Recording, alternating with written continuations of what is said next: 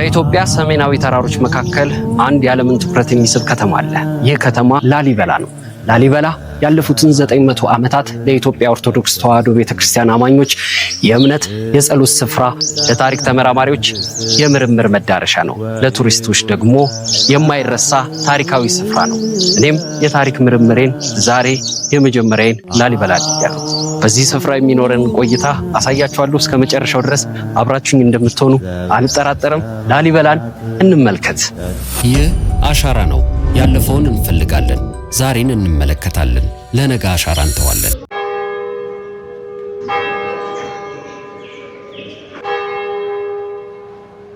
ዛሬ ያለነው በአንድ ተራ ቦታ አይደለም። በድንጋይ ውስጥ የተቀረጸ ከመቶዎች ዓመታት በኋላም ታሪኩን የሚናገር ታሪካዊ ስፍራ ውስጥ ነን። 11 ቤተክርስቲያናት፣ አንድ ታላቅ ምስጢር። እንግዲህ ጉዟችንን እንጀምር። ላሊበላን ከላይ ስትመለከቱት ድንጋይ ይመስላል። ወደ ውስጥ ስትወርዱ ግን ከድንጋዩ ውስጥ የተወለደ ሌላ ዓለም ታገኛላችሁ። ቤተክርስቲያናት፣ ዋሻዎች፣ መተላለፊያዎች እና በድንጋዩ ውስጥ የተቀመጠ የብዙ ትውልድ እምነት። ግን አንድ ጥያቄ ዛሬም ይከተለናል። እነዚህ ቤተክርስቲያናት እንዴት ተቀረጹ? ማን ቀረጻቸው? እና ላሊበላ በእውነት ለምን ታስቦ ነበረ? ዛሬ በዚህ ጉዞ እንመለከታለን። የላሊበላ የድንጋይ ቤተክርስቲያናት በ3 ምድብ ይከፈላሉ። በሰሜን በምድብ 1 5 ቤተክርስቲያናት ይገኛሉ። ቤተ መድኃኔዓለም፣ ቤተ ማርያም፣ ቤተ መስቀል፣ ቤተ ደናግልና ቤተ ጎልጎታ ሚካኤል ናቸው። ቤተ መድኃኔዓለም ግዙፍና አስደናቂ ነው። ግን የሚያስደንቀው መጠኑ ብቻ አይደለም።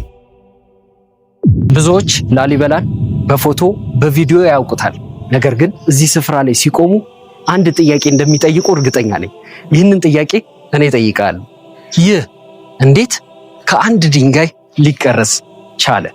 ከአንድ ድንጋይ ነው የታነጸው ሲባል ቅዱስ ላሊበላ በ11ኛው ክፍለ ዘመን ሙሉ አብያተ መቅደሶችን ሲያንጽ ከአንድ ተራራ ወደ ታች እየቆፈረ ወርዶ እያንዳንዱ ቤተ መቅደስ ስላነጸ ነው።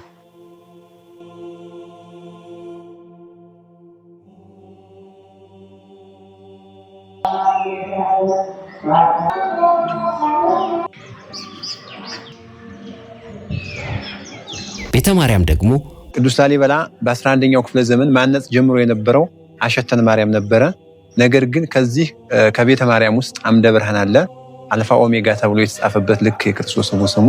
ስለዚህ መጥቶ ይችን ቤተ መቅደስ ጀመረ ማለት ነው። እነዚህ ከዚህ ፊት ለፊት የምናያቸው መስኮቶች ታሪክ አላቸው። ከላይ ላይ እንደዚህ 3ቱ መስኮቶች ስንቆጥራቸው ስፋታቸው፣ ጥበታቸው አንድ አይነት ነው። 3ቱ የአብ የወልድ የመንፈስ ቅዱስ ምሳሌ ናቸው። በመካከለኛው መስኮት ወረድ ስንል ጌታችን ኢየሱስ ክርስቶስ ከሰማያት መውረዱ፣ ቀጥሎ ከድንግል ማርያም መጸነሱ፣ መጨረሻው መሰቀሉን ያመለክታል። በመሰቀሉ ግራና ቀኝ የምናያቸው የሁለቱ ወንበዴዎች ምሳያ አብረው ተሰቅሎት የነበሩት የጥጦስና የዳርክስ። ጥጦስ በቀኝ የተሰቀለው ነው፣ ዳርክስ በግራ የተሰቀለው ነው። በቀኝ የተሰቀለው ከፍ ስንል መስኮት አለ። ስለዚህ በቀኝ ተሰቅሎ የነበረው ጥጦስ ተዘከረኒ በውስተ መንግሥትከ፣ አቤቱ በመንግስት አስበኝ ሲል የነበረው ጥጦስ ወደ መንግስተ ሰማያት መዝለቁ ወይም ደግሞ ክብር ማግኘቱን ያመለክታል። በዛኛው ያለው ደግሞ በግራ የተሰቀለው ፈጣሪ ከሆንክ ራስህን አታድንም እያለ ውዛቻ ሲናገር የነበረው ወደ ሲኦል መውረዱን ያመለክታል ማለት ነው። ከዛ የምናየው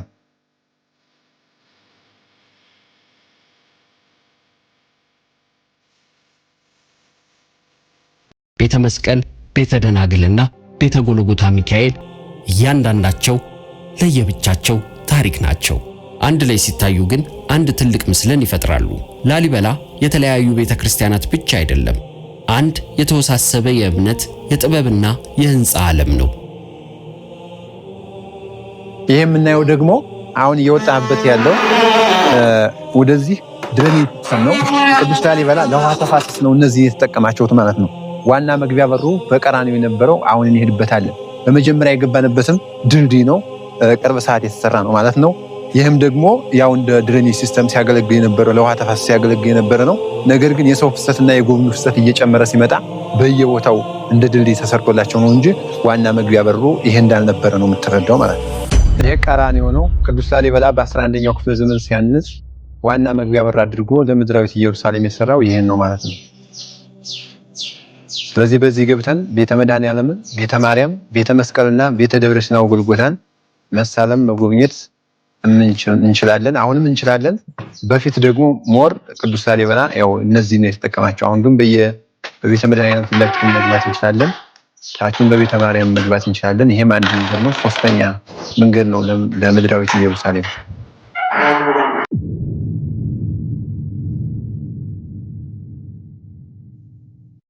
አሁን የምንገኘው ቀራንዮ ስፍራ ላይ ዳግማዊ ኢየሩሳሌም የተባለበት አንዱ ሚስጥር ይሄ ነው።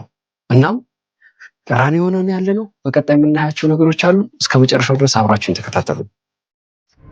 አሁን ደግሞ ወደ ላሊበላ ደቡባዊ ክፍል እንውረድ። እዚህ ቤተ አማኑኤል፣ ቤተ መርቆሬዎስ፣ ቤተ አባ ሊባኖስ፣ ቤተ ገብርኤል፣ ሩፋኤልና ቤተ ሊሄም ይገኛሉ። ቤተ አማኑኤል በቅርጹና በዝርዝር አሰራሩ ይለያል። ቤተ መርቆሬዎስ ከአካባቢው አወቃቀር ጋር የተያያዙ ጥያቄዎችን ያስነሳል። ቤተ አባ ሊባኖስ ከድንጋዩ ጋር ተዋህዶ እንደቆመ ይታያል። ቤተ ገብርኤል ሩፋኤል ቤተ ገብርኤል ከሰማያዊት ኢየሩሳሌም ወይም ደግሞ ከምድብ ሁለት የሚመደብ ቤተ መቅደስ ሲሆን ቤተ ክርስቲያኑ በሶስት ሰማያቶች የተመደብ ነው። ከሰባቱ ሰማያት ኢዮር፣ ራማ፣ ኤረር ባላቸው ይመደባል ማለት ነው። ስለዚህ ቤተ መቅደስ ያው ከባህር ላይ የቆመ መሆኑን እናያለን ማለት ነው። ውስጡ ባህር ነው። በቀደም ያየት እዚህ ሆነ ክዳን ያሉበቱ ባህር ላይ ውስጡ ባህር እንደሆነ ለማወቅ ነው።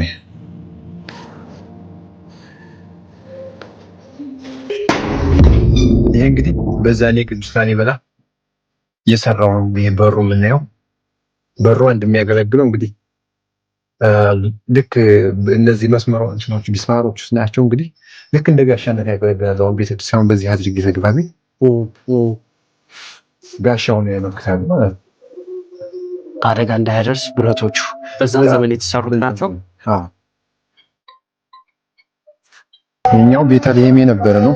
እሺ ለቤተ ገብርኤል ለቤተ መርቆሬዎስ እንደ ቤተልሔም ሲያገለግል የነበረ ነው። እንግዲህ ልክ ቤቶች ቀይት የምትባል ሰፍራበት የነበረ ቦታ እንደማለት ነው።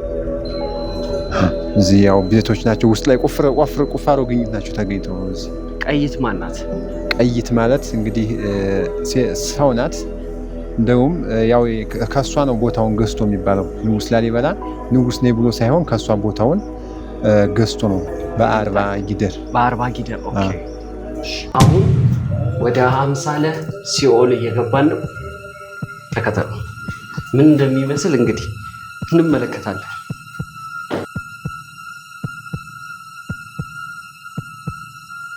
አሁን ወደ አምሳለ ሲኦል መግባት ጀምረናል። ተከተሉ። እስከ መጨረሻው ድረስ አብራችሁን ሁኑ። እዚህ ጋር አንድ መግቢያ አለ። እሺ እንሂድ። ጉዞ ጀምረናል። ምንም የሚታይ ነገር የለም። ከላይ ይኸው ብርሃኑን እየራቅነው ነው ወይም እሺ ከብርሃኑ እየራቅነው ነው። ምንም የሚታይ ነገር የለም።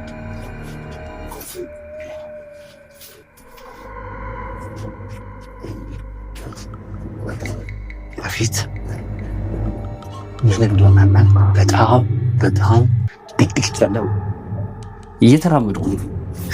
እየተራመድኩ አይመስልም፣ ግን ይኸው ከኋላ ያለው ብርሃን የገባበት ስፍራ እየራቁት ከፊት ለፊት ደግሞ ምንም ነገር የሚታይ ነገር ሰዎች ከኋላ እየመጡ ነው።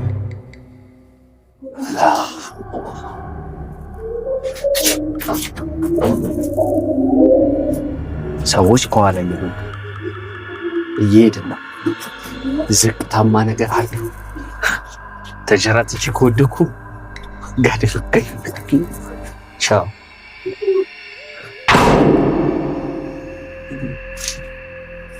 ብርሃን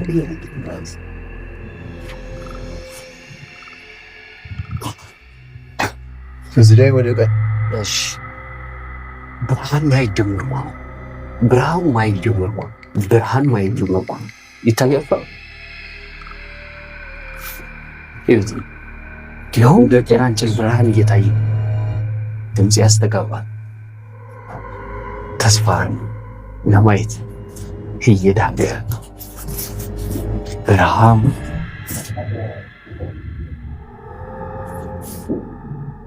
ወጫው ጋር ደርሰን ዋው ተስቦል ይወጣል። ሲሆን ማምለጥ የምንችለው ጌታችን መድኃኒታችን በኢየሱስ ክርስቶስ እንደሆነ እሙን ነው።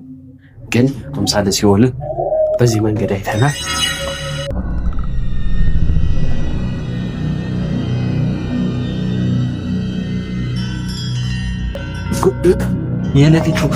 የሌሊት ወፍ ባራት ሄደች። የሌሊት ወፍ ነሳ የሌሊት ወፍ ነሳ ባራት ሄደች። ያው ከአምሳለ ሲኦል እየወጣ ነው ወደ ብርሃን ወጥተናል።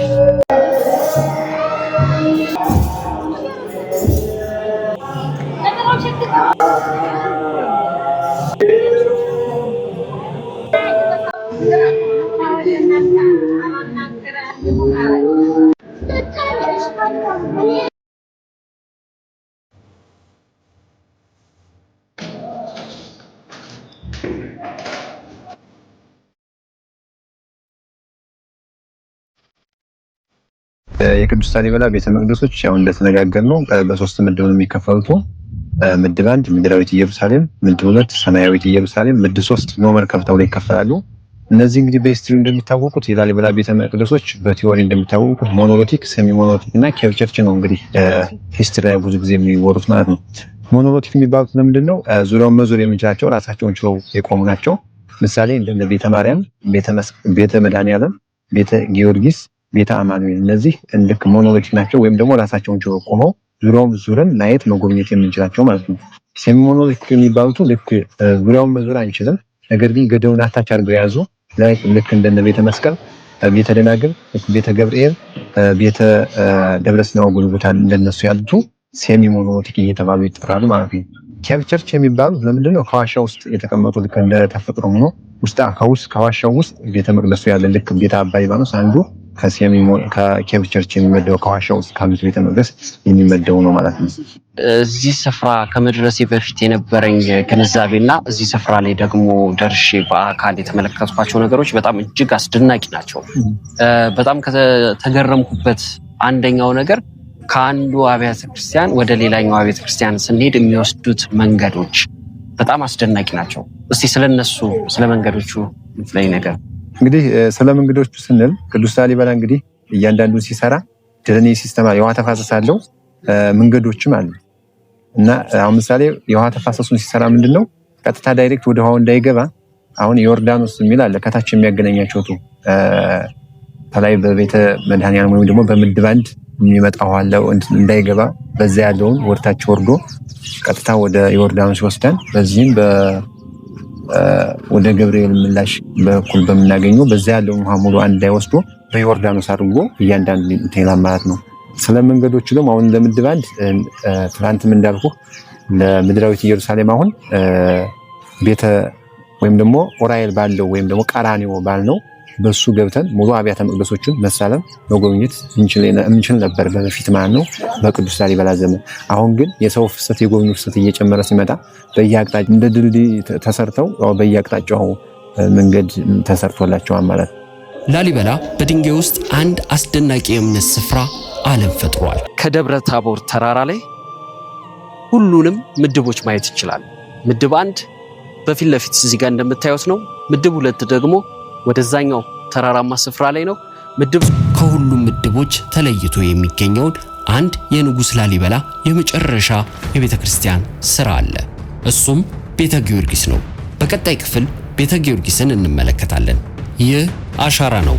ያለፈውን እንፈልጋለን፣ ዛሬን እንመለከታለን፣ ለነገ አሻራ እንተዋለን። እስከዚያው ድረስ ለዚህ ቻናል አዲስ የሆናችሁ ከሆነ ሰብስክራይብ በማድረግ ቤተሰብ መሆንን እንዳዘነጉ